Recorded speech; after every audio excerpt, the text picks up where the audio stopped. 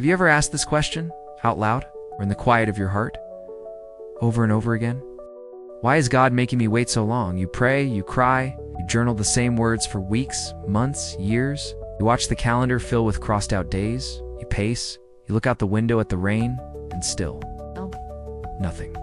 It feels like the whole world is moving while you stand still. Like God is silent, like he forgot you. I know that place. The restless nights, the heavy mornings, pacing, the staring out the window at the rain.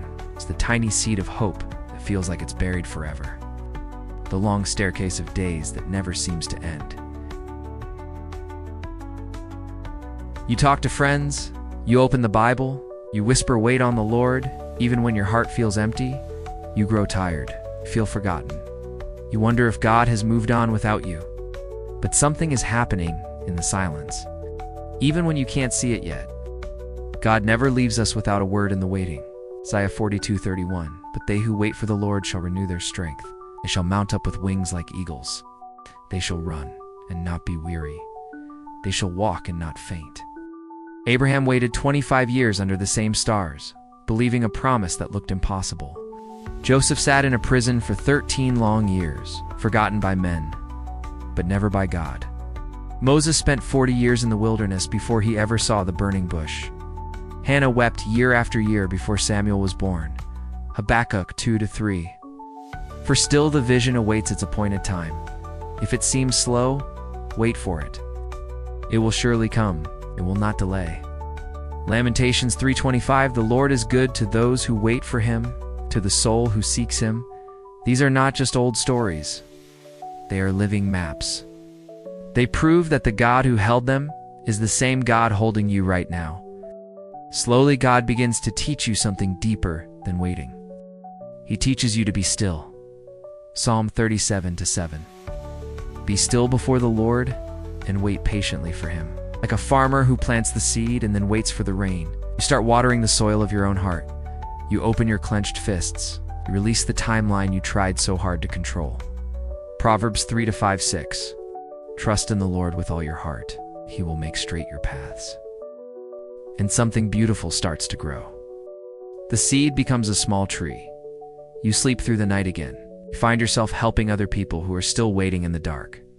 And for the first time, you can say it with a quiet smile. I am not just waiting for God. I am waiting with God. Then a deeper question slowly rises in your heart. You stop only asking how long, Lord, and you begin to ask something much more important. What are you forming in me while I wait? Romans 5:3-4 tells us the truth. We rejoice in our sufferings, knowing that suffering produces endurance. Endurance produces character, and character produces hope.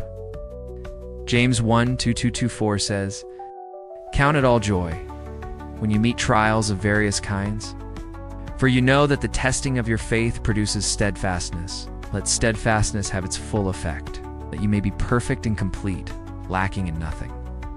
2 Peter 3:2-9 reminds us, The Lord is not slow to fulfill his promise, as some count slowness, but is patient toward you. And then you begin to see what you could never see before. The wait protected you. It's from paths and relationships and opportunities that would have destroyed you later. The wait pruned you and cut away everything that needed to die so that what remained could truly live.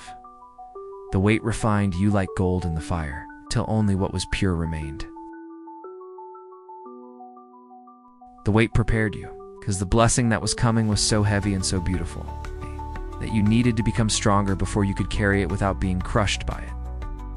Who will one day sit across from you and say, I've been waiting so long. Because of your wait, you will know exactly what to say. You remember Joseph? After 13 years of betrayal, slavery, false accusation, and prison, he stood before his brothers and spoke the words that heal every long season of waiting. You meant evil against me, but God meant it for good. Suddenly it becomes clear. The wait was never wasted. The wait was never a mistake. The wait was never God forgetting you. The wait was the workshop of God, the place where he was carefully, lovingly, and sometimes painfully forming you to the person who could one day receive the answer. and become a blessing to many. That is the why. And then one ordinary day, something shifts. Psalm 42:1, I waited patiently for the Lord. He inclined to me and heard my cry. A door begins to open. The first gentle sign appears. The tree that grew in the dark now overflows with fruit. You run, you dance.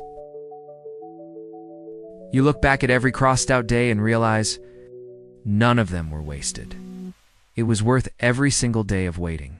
Ecclesiastes 3:11. He has made everything beautiful in its time. Psalm 37:4. Delight yourself in the Lord. He will give you the desires of your heart. The full answer comes, not early, not late, right on time. And it is sweeter than you ever imagined, because you became the person who could fully receive it. Now you live differently. You pour out what you once waited for. You rest. You worship. You walk a new path with open hands. And when someone looks at you with tired eyes and asks, why is God making me wait so long? You can look at them with deep love and say, because He loves you too much to give it too soon, because the wait is where He forms you, because the answer is already on its way, because the wait was never wasted. Isaiah 42:31 still stands. They who wait for the Lord shall renew their strength. They shall mount up with wings like eagles. They shall run and not be weary. They shall walk and not faint. God's timing is perfect. Trust Him. To everyone who is still waiting right now, hold on. Keep watering the seed. Keep opening your hands. Keep walking with Him. It will be beautiful. It always is. In His time.